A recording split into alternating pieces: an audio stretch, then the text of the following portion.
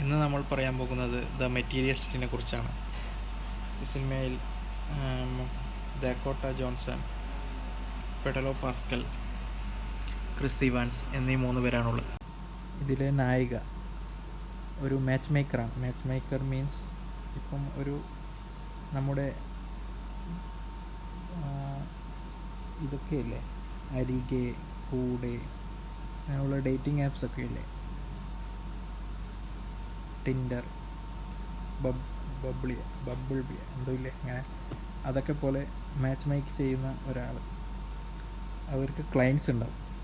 ഇപ്പം ഒരു ബോയ് എനിക്കിങ്ങനെയുള്ള ഒരു പെണ്ണിനെ വേണ്ടെന്ന് വയസ്സ് പറഞ്ഞാൽ അവൾക്ക് അതേപോലെ ഒരു ഫീമെയിൽ ക്ലയൻറ്റും ഉണ്ടാവും. അവരെ രണ്ടാളും മാച്ച് മേക്ക് ചെയ്ത് കല്യാണം നടത്തി കൊടുക്കുക, അങ്ങനെയൊക്കെയുള്ള സംഭവങ്ങളാണ് അവൾ ചെയ്യുന്നത്.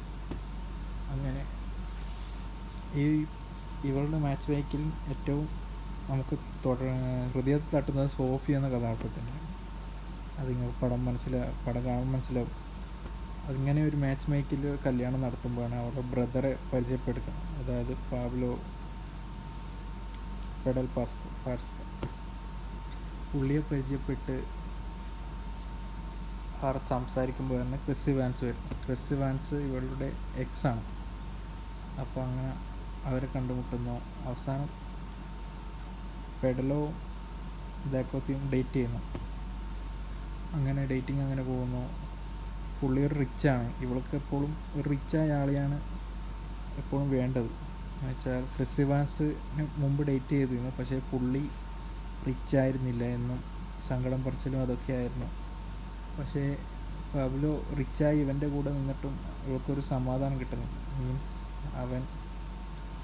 അവനെ സ്നേഹിക്കുന്നുണ്ടെന്നോ അവന് ഇവളെ സ്നേഹിക്കുന്നുണ്ടെന്നോ ഒരു വിശ്വാസമില്ല.